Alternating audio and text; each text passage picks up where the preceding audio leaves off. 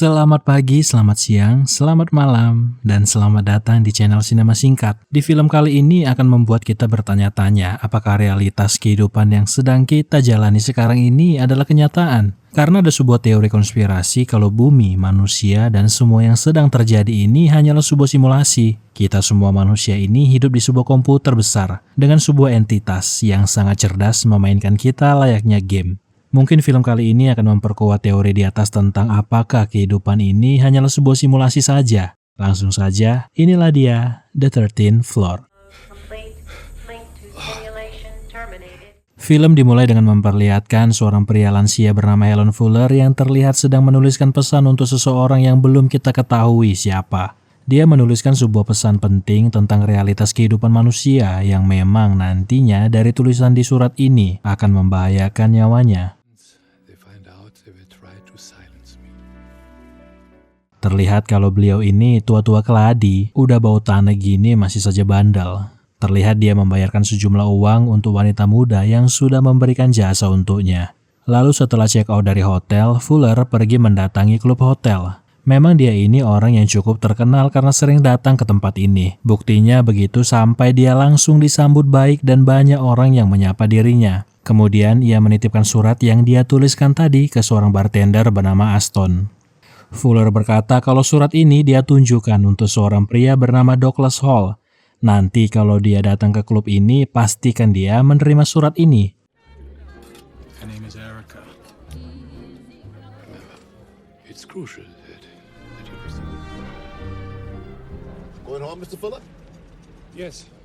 Lalu kembalilah dia ke tempat tinggalnya bersama dengan istrinya ketika Fuller akan mengistirahatkan tubuhnya dari rasa lelah setelah check-in tadi. Sebelum tertidur ada sebuah kilatan cahaya di matanya, lalu yang terjadi adalah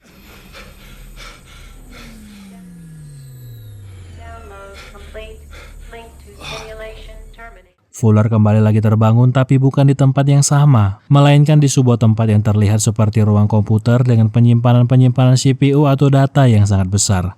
Artinya Fuller yang tadi adalah realitas lain di kehidupan lain dan di tahun yang lain. Karena terlihat kalau di dunia yang sekarang ini sudah lebih maju berbeda dengan scene di awal film yang pada masa itu belum ditemukan teknologi komputer. Inilah proyek simulasi yang sedang dikerjakan oleh Fuller. Setelahnya Fuller pergi ke sebuah bar lalu memesan minum ke bartender. Kemudian dia menelepon seorang pria bernama Douglas. Ya, nama yang sama dengan orang yang dia tuliskan di surat sebelumnya. Tapi tidak berselang lama pintu bar terbuka. Terlihat kalau Fuller mengenal orang yang membuka pintu bar tersebut. Akan tetapi ketika berada di luar, belum selesai dia menjelaskan rahasia apa yang dia maksudkan, pria yang ada di hadapannya itu tanpa tedeng aling-aling langsung menusukkan pisau ke perut Fuller. Keesokan harinya kita akan berkenalan dengan tokoh utama kita dalam film kali ini. Dialah orang yang ingin ditemui oleh Fuller, yaitu Douglas. Di pagi harinya ketika dia memeriksa pesan di teleponnya, Douglas menyadari kalau ada noda darah di wastafel yang kemudian dia menemukan lagi banyak bercak merah di kemeja miliknya. Mungkinkah Douglaslah pelaku penghilangan nyawa Fuller? Ditambah lagi ada pesan suara dari seorang detektif bernama McBain yang ingin bertemu dengan dirinya karena telah terjadi sesuatu dengan Fuller. Mendengar pesan tersebut, berangkatlah Douglas ke kantor polisi untuk menemui detektif McBain. Detektif kemudian memperlihatkan kondisi jasad Fuller ke Douglas. Kemudian detektif menjelaskan kalau pihak kepolisian menemukan tubuh Fuller di sebuah gang di sekitar Jalan Spring dan juga Grand. Detektif menduga kalau Fuller ini dirampok karena mereka tidak menemukan dompet, kartu kredit, dan juga barang-barang berharga miliknya. Lalu detektif bertanya apakah hubungan Douglas dengan Fuller. Douglas pun menjelaskan kalau mereka bekerja sama selama kurang lebih 6 tahun. Dia adalah bosnya Douglas. Melihat kondisi Douglas yang syok, detektif pun menawarkan dirinya sebatang rokok. Ya, untuk sekedar supaya dia lebih rileks lah maksudnya. Akan tetapi Douglas menolak karena memang dia ini bukan perokok. Kenapa detektif langsung menghubungi Douglas? Karena di resep obat yang mereka temukan, ada nama Douglas dan nomor telepon untuk keadaan darurat medis. Karena memang setahu Douglas, Fuller ini tidak punya keluarga dekat. Jadi namanya lah yang dituliskan di keterangan obat tersebut jika terjadi sesuatu dengannya. Kemudian Douglas mengantarkan detektif McBain ke tempat tinggal Fuller untuk sekadar mencari petunjuk lain dalam kasus ini.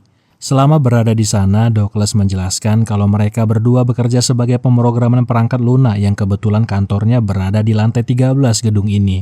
Itulah kenapa Fuller bisa mendapatkan apartemen yang terbilang mewah ini. Douglas tidak menjelaskan lebih detail mengenai proyek simulasi yang sedang mereka lakukan, karena itu adalah rahasia perusahaan. Detektif pun sedikit mengerti akan hal tersebut.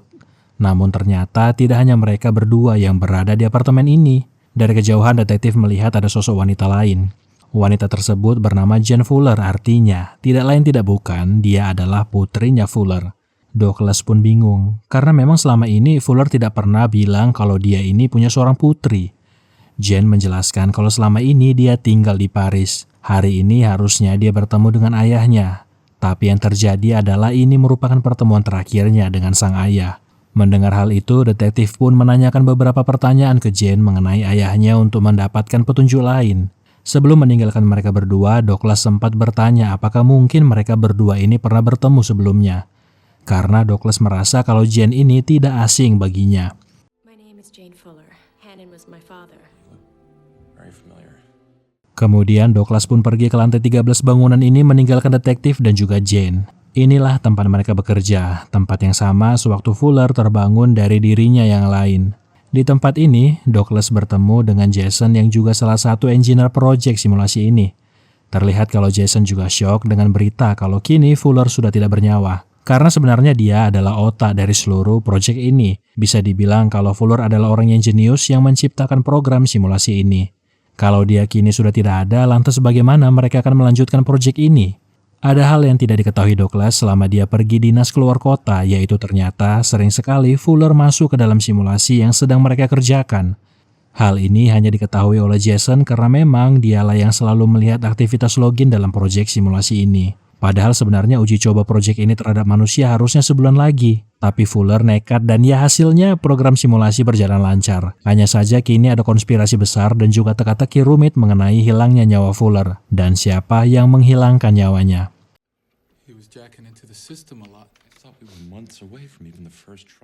Ketika berada di lobi gedung, Douglas melihat kalau putrinya Fuller sudah pergi meninggalkan gedung. Dapatlah informasi kalau dia menginap di hotel bernama Omni. Lalu pergilah Douglas mengejar Jane Fuller karena memang banyak sekali pertanyaan yang dia ingin tanyakan tentang kemunculan putri Fuller ini.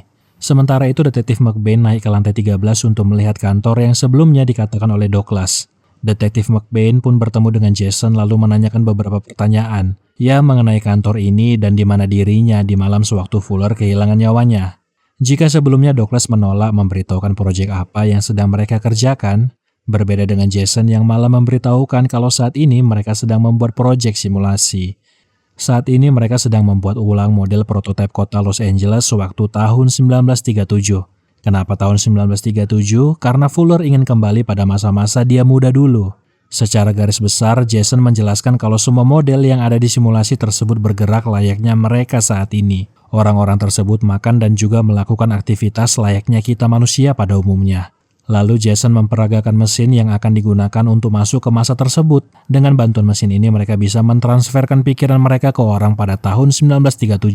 Itulah kenapa bartender yang dititipkan surat oleh Fuller sebelumnya mirip sekali dengan Jason. Karena di tahun tersebut, Jason menjadi seorang bartender bernama Jerry Ashton. Dari keterangan Jason ini, detektif malah mengambil sebuah kesimpulan. Kalau bisa saja salah satu orang dalam simulasi itu keluar dan menghilangkan nyawa pembuatnya. Start by recreating the era of his youth. Sementara itu di tempat lain, Douglas kembali menemui Jane Fuller untuk menanyakan apakah sebelumnya ayahnya pernah mengatakan sesuatu ke dirinya atau mungkin ada gelagat aneh dari si ayah sebelum kehilangan nyawanya. Jane hanya menjelaskan kalau sebelumnya ayahnya menelepon dirinya supaya segera terbang ke Amerika. Tujuannya untuk membantu ayahnya menutup perusahaannya dan menghentikan proyek simulasi itu. Mendengar itu Douglas pun merasa aneh. Kenapa proyek yang sudah dikembangkan selama kurang lebih 6 tahun ini malah dihentikan begitu saja? Hal ini semakin membuat Douglas bertanya-tanya sebenarnya apa yang dilakukan Fuller ketika dia berada di dalam dunia simulasi dan rahasia apa di balik kematiannya.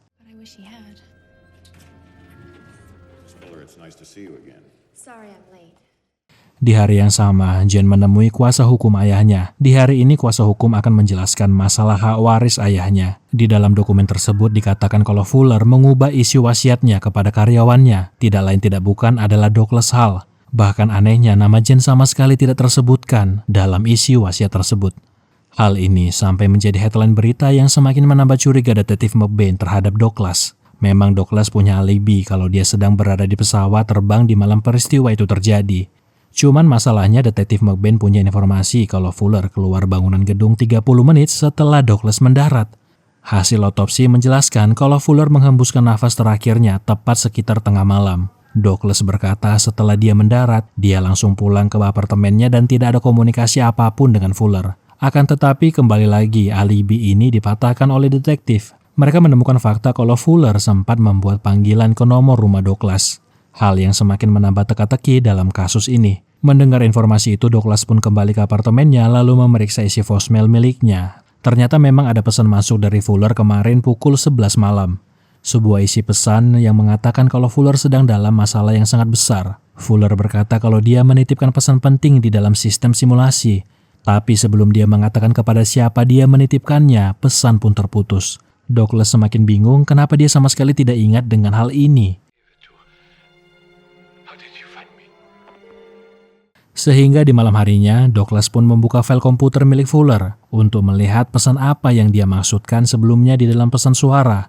Fuller tahu kalau ada seseorang yang ingin menghilangkan nyawanya, sehingga Douglas pun mencoba memecahkan kasus ini. Apakah mungkin dia memang terlibat dalam kasus kehilangan nyawa ini? So these are the units that Fuller interacted with when he was down there. Tidak menemukan petunjuk dari komputer milik Fuller, Douglas pun berniat masuk ke dalam simulasi untuk mencari pesan yang dititipkan oleh Fuller. Selama 2 jam, dia akan berada di dalam dunia simulasi. Meskipun hal ini sangat memberatkan Jason, karena seharusnya hanya 60 menit saja manusia bisa berada di dalam dunia simulasi yang masih dalam bentuk prototipe ini. Di Los Angeles tahun 1973, Douglas akan menjadi John Ferguson, yang memang diciptakan oleh Fuller mirip dengannya.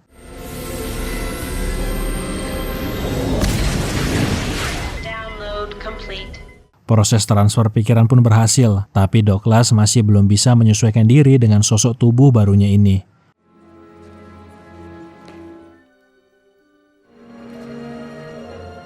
Singkat cerita, Douglas yang kini bernama John mulai mencari keberadaan Fuller yang masih hidup pada dunia simulasi ini. Sampailah dia di sebuah toko barang-barang antik milik pria bernama Grierson, sosok Fuller lain di dunia simulasi. Sama seperti Douglas ketika melihat Jane Fuller, Grierson pun merasa kalau dia pernah melihat Douglas sebelumnya. Douglas tidak langsung menanyakan masalah pesan yang dia ingin cari, karena memang pastinya Grierson tidak ingat ketika Fuller mengambil alih tubuhnya.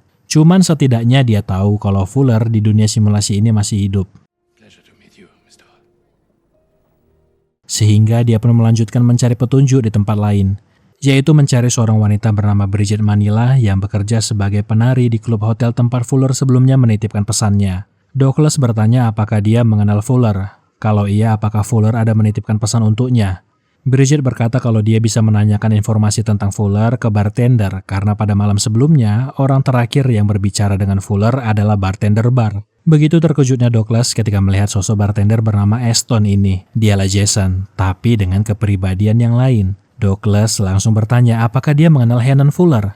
Jika iya, apakah Fuller ada menitipkan pesan untuknya. Akan tetapi Aston yang sebelumnya sudah membuka pesan rahasia milik Fuller berkata kalau Fuller tidak pernah menitipkan pesan apapun ke dirinya. Lagi pula setiap kali Fuller datang ke sini, dia pasti langsung bersama para wanita-wanita. Tidak sempat untuk menitipkan pesan apapun ke siapapun. Dikarenakan waktu simulasi mulai habis, Douglas mulai merasakan efek samping di tubuh ini. Sehingga dia berlari ke toilet lalu memutuskan koneksi dengan tubuh yang lagi diambil alih ini.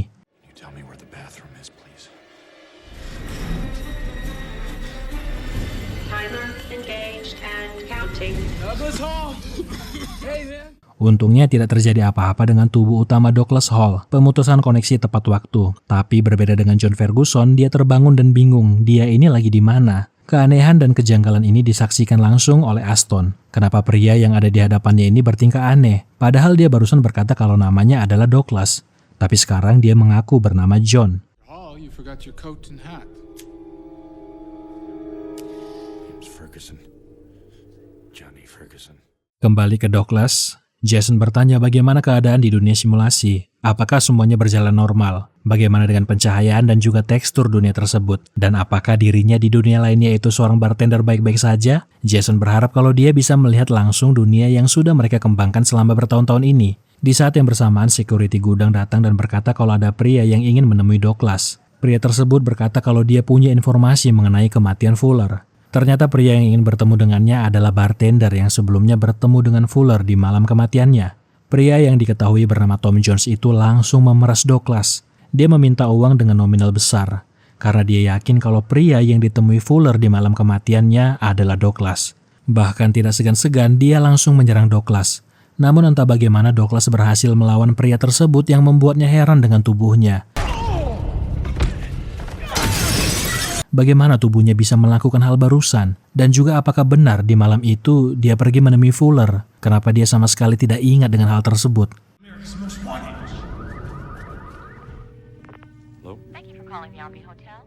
Kemudian dia pun memutuskan untuk kembali menemui Jane Fuller. Dia menceritakan kalau pada malam ayahnya kehilangan nyawanya, ayahnya mencoba menghubungi dirinya. Fuller berkata kalau seseorang mengejar dirinya. Tapi dia sama sekali tidak ingat apakah di malam itu dia pergi menemui Fuller di bar. Sehingga dia pun nekat masuk ke dalam dunia simulasi untuk mencari informasi mengenai kematian Fuller. Mendengar itu Jane meminta supaya dia menghentikan hal tersebut karena bisa membahayakan dirinya jika sampai terjebak di dunia simulasi.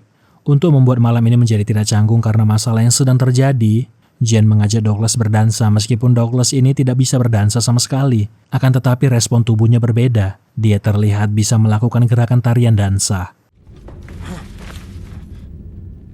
Namun tepat di tengah malam, detektif McBain beserta timnya melakukan penangkapan terhadap Douglas.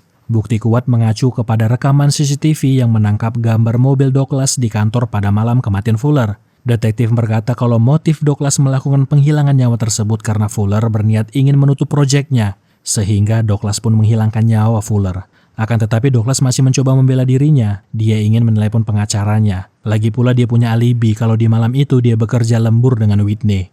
Nah, kalian merasa aneh juga bukan? Sebelumnya Douglas berkata kalau dia baru saja mendarat di bandara. Kini dia berkata kalau dia lembur pada malam tersebut. Anehnya lagi, Douglas menyalakan sebatang rokok untuk dia hisap. Padahal sebelumnya, dia berkata ke detektif kalau dia bukanlah seorang perokok. Detektif punya saksi yang mengatakan kalau di malam itu Douglas yang menghilangkan nyawa Fuller. Orang itu adalah Tom Jones, pria yang sebelumnya ingin memeras dirinya. Namun kini kondisinya sudah tidak bernyawa yang semakin menambah teka-teki dari misteri kematian Fuller. Selama semalaman penuh Douglas mendekam di penjara sampai di mana dia dibebaskan oleh Jane Fuller. Lagi pula alibi Douglas cukup kuat untuk memastikan kalau dia tidak bersalah. Sewaktu bersama dengan Jane, Douglas dalam kebingungannya bertanya-tanya apakah dia yang melakukan semua ini. Karena sebelumnya dialah orang yang terakhir kali bertemu dengan Tom Jones. You're not a killer involved in. Just because I don't remember it doesn't mean I didn't do it. Sehingga Douglas kini kembali nekat masuk ke dalam simulasi untuk kembali mencari tahu di mana pesan yang dititipkan oleh Fuller dan apa isi pesan tersebut. Ketika transfer pikiran berhasil, Douglas kini sedang berada di sebuah lomba tari. Hal ini mengingatkan kita di malam ketika Jane menari dengan Douglas dan dia bisa melakukan tarian dansa. Mungkinkah alam bawah sadarnya yang mengarahkan dia bisa bergerak seluas itu ketika berdansa? Tanpa pikir panjang, Douglas langsung meninggalkan kontes tersebut untuk menemui Fuller yang ada di dalam simulasi ini, yaitu Grierson. Douglas nekat melempari kaca rumah Grierson supaya dia terbangun. Lalu berteriak kalau dia tahu kenapa Grierson sering sekali pingsan dan terbangun di tempat yang dia tidak ketahui di mana.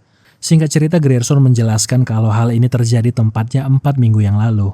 Sampai-sampai istrinya berpikir kalau Grierson ini selingkuh. Karena setiap kali terbangun, seluruh tubuhnya selalu wangi parfum wanita. Kemudian, Grierson mengambil sebuah koper berisikan satu set pakaian jas lengkap yang sering digunakan Fuller ketika mengambil alih tubuh Grierson. Wife thinks I have some kind of secret love life. I'm married over 35 years, not once. Melihat itu, Douglas pun mengajak dia ke hotel tempat biasa Fuller pergi ketika berada di tubuh Grierson. Grierson berkata kalau dia tidak pernah sekalipun ingat kalau pernah datang ke tempat ini, apalagi dengan kondisi keuangannya yang seorang pensiun militer. Mana mungkin. Namun alangkah terkejutnya dia ketika seluruh orang di hotel tersebut mengenal dirinya dan memanggil dirinya Tuan Fuller. Akan tetapi kehadiran Grierson dan juga Douglas di malam itu membuat bartender Aston sedikit resah. Hi, honey bear. I'll be with you in 5 minutes. Remember her? Of course not. She must have mistaken me for someone. Mengingat kalau sewaktu simulasi tidak banyak lagi, Douglas pun meminta supaya Grierson mulai mengingat-ingat apakah ada orang yang dia kenal di tempat ini. Kalau ada, apakah dia ingat pernah menitipkan surat di orang-orang yang ada di klub ini? Lalu memori alam bawah sadar Grierson ingat kalau sebelumnya dia menitipkan pesan ke seorang bartender. Tanpa berlama-lama lagi, Douglas pun langsung mengejar Aston demi menanyakan di mana pesan yang dititipkan oleh Fuller.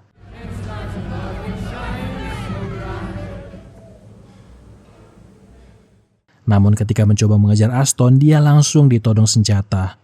Aston ingin berbicara dengan Fuller untuk menanyakan apa maksud dari pesan tersebut.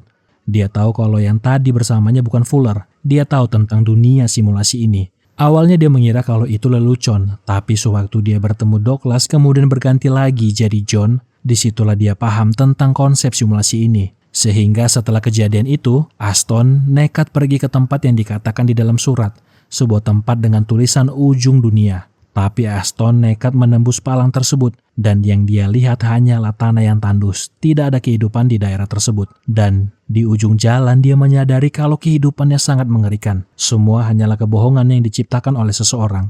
Kini dia tidak tahu apakah ini semua nyata atau semua ini sudah disiapkan jalan cerita untuk hidupnya. Saking kesalnya dan tidak tahu apakah ini semua nyata atau tidak, Aston pun melepaskan tembakan ke tubuh Douglas untuk melihat apakah darah dapat mengalir di dunia simulasi ini. You like having your life fucked with. Douglas pun mencoba kabur dari bartender gila yang mencoba menghilangkan nyawanya. Sampai di mana dia berhasil melawan balik dan ketika akan membaca surat yang ditinggalkan oleh Fuller, Aston atau si bartender gila malah mendapatkan celah untuk kembali menyerang Douglas. Hingga pada akhirnya Douglas tidak sempat membaca surat tersebut dan kembali ke tubuh aslinya. Di mana Jason atau teman kerjanya mencoba membangunkan dirinya karena mesin sudah mengalami malfungsi. Tapi dia sempat melayangkan pukulan karena dia kira Jason yang ini ingin menghabisi nyawanya. Douglas pun menceritakan kalau Aston, bartender yang mirip dengan Jason, mencoba menghilangkan nyawanya. Dia sudah mengetahui kalau dirinya hidup di dunia simulasi. Hal ini sudah tidak terkontrol lagi. Douglas mulai menyadari kalau proyek ini baiknya dihentikan saja, meskipun hal ini ditentang oleh Jason. Selanjutnya, Douglas berniat ingin menemui Jane Fuller untuk memberitahukan apa yang dia alami di dunia simulasi dan keinginannya untuk menghentikan proyek tersebut. Akan tetapi, di sana dia malah kembali bertemu dengan detektif McBain yang mengatakan kalau Jane Fuller sudah tidak ada di gedung ini. Sehingga Douglas pun membayar supir yang sebelumnya mengantarkan Jane Fuller supaya mendapatkan informasi keberadaan Jane Fuller. Kemudian pergilah dia ke sebuah kita katakanlah komplek perumahan. Tujuannya adalah untuk Jane Fuller atau kalau di tempat ini lebih dikenal dengan nama Natasha Molinaro. Kembali lagi terjadi keanehan, orang yang ada di hadapannya Douglas sama sekali tidak mengenal dirinya. Ditambah lagi, Jane Fuller berprofesi sebagai kasir. Sangat jauh berbeda dengan Jane Fuller yang sebelumnya dia temui. Douglas hanya bisa terdiam terpaku melihat keanehan ini, lalu pergi meninggalkannya.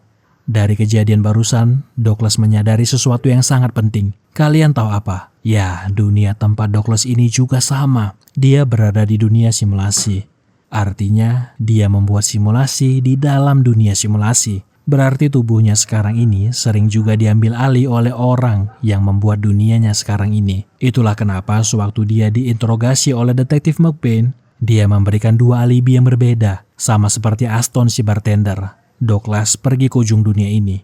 Sementara itu di tempat lain, detektif McBain yang diam-diam mengikuti Douglas menemui Jane Fuller atau kini dikenal sebagai Natasha Molinaro. Sama dengan Douglas, detektif McBain sama bingungnya. Ini orang kenapa kok sekarang berubah dan sama sekali tidak mengenal dirinya? Sehingga dia menghubungi pihak kepolisian untuk mencari latar belakang Natasha Molinaro. Dari keterangan kawan sekamarnya, pihak kepolisian mendapatkan keterangan kalau akhir-akhir ini si Natasha Molinaro sering mengalami amnesia mendadak. Di saat yang bersamaan, tubuh Natasha Molinaro pun diambil alih oleh Jane Fuller. Melihat detektif berada di luar, Jane Fuller langsung menelepon Douglas untuk menjelaskan sebenarnya apa sih yang terjadi. I know the truth. Look, I can explain. I'm sorry. Terungkaplah fakta kalau benarlah Douglas hidup di dalam dunia simulasi yang membuat simulasi lagi. Ada ribuan dunia simulasi di dunia ini. Dan Jane Fuller ditugaskan datang ke dunia ini sebagai anaknya Fuller demi mewariskan perusahaan yang membuat dunia simulasi New York pada tahun 1973. Tapi si pelaku merubah surat tersebut dengan sengaja. Pelaku yang sama yang menghilangkan nyawa Fuller dan yang merubah surat tersebut tidak lain tidak bukan adalah orang yang mengambil alih tubuh Douglas. Hal ini terjadi karena Fuller dan Douglas mengetahui kebenaran, sehingga untuk membungkam mereka terjadilah penusukan tersebut. Orang yang ada di dalam foto ini adalah user Douglas yang sebenarnya, yang juga sebagai suami dari Jane Fuller di dunia yang lain. Namun, Douglas di dunia Jane Fuller itu punya kepribadian yang sangat buruk, toksik dan juga kasar. Sehingga ironinya, Jane Fuller malah jatuh cinta dengan Douglas di dunia ini, yaitu yang sekarang yang ada di hadapannya. Hal ini membuat suaminya marah dan ingin menghilangkan nyawa Jane Fuller. Sementara itu di tempat lain, Jason mencoba login ke dunia simulasi Los Angeles tahun 1973. Akan tetapi sialnya ketika berhasil masuk, dia lagi berada di dalam mobil yang hampir membuat dia kecelakaan. Di saat yang bersamaan, polisi pun datang untuk memeriksa apa yang terjadi, karena takutnya mobil ini curian. Lalu sayup-sayup polisi mendengar ada suara di dalam bagasi mobil. Ternyata sebelumnya Aston menculik John Ferguson. Ya tentu saja Jason bingung dengan apa yang terjadi saat ini. Sialnya dia berdiri di pinggir jalan dan pada akhirnya terjadilah kecelakaan. Ketika terbangun, tubuh Jason tetap tinggal di dunia simulasi Los Angeles tahun 1973. Sementara yang di sini adalah Aston yang berasal dari Los Angeles tahun 1973. Security yang melihat Jason berkelakuan aneh langsung menelepon Douglas.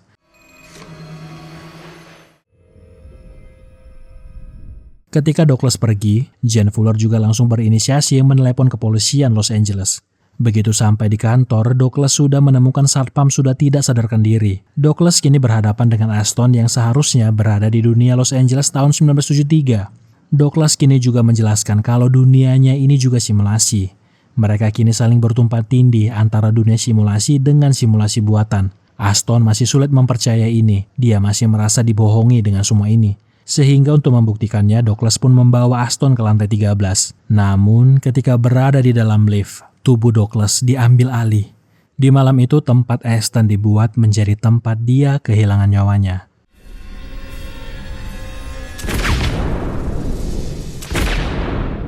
Kemudian, Douglas yang kini sudah dikuasai oleh penciptanya yaitu suaminya Jane Fuller yang sebenarnya mengunjungi Jane Fuller. Akan tetapi Jane belum tahu kalau kini tubuh Douglas sudah diambil alih.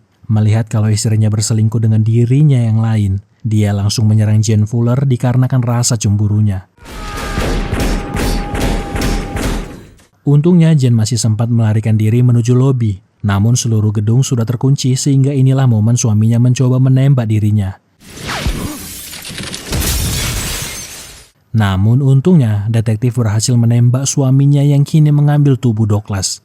Ketika Jane Fuller menelepon polisi, Jane menjelaskan kalau dunia yang ditinggali si detektif ada di dunia simulasi. Dan entah bagaimana caranya, Jane Fuller berhasil meyakinkan si detektif. Leave us all the hell alone down here, okay? He's dead? Dikarenakan suaminya meninggal di tubuh Douglas yang ada di Los Angeles tahun 2000, kini yang terbangun di tubuh suaminya adalah Douglas di tahun 2024. Dunia yang sangat-sangat maju. Inilah dunia yang sebenarnya, bukan dunia simulasi. Dan di dunia tahun 2024 ini, Fuller adalah ayah Jane yang sebenarnya. Many things I have to tell you about, Doug. Nah, itu dia tadi film yang membuat kita bertanya apakah realitas yang kita tinggalin ini adalah kenyataan. Apakah saya atau Anda yang lagi menonton konten ini adalah sebuah model yang diciptakan oleh orang lain yang bisa mengkontrol kita? Mungkin kini saatnya kita bertanya-tanya dengan eksistensi manusia di bumi ini. Seperti biasa ini hanyalah konten alur film ya teman-teman. Jika kalian ingin menonton lebih detail film kali ini, memang sebaiknya kalian menonton film ini secara full. Terima kasih yang sudah menonton, sampai ketemu di film menarik lainnya. Jangan lupa untuk subscribe dan juga komen konten kali ini. Sampai jumpa.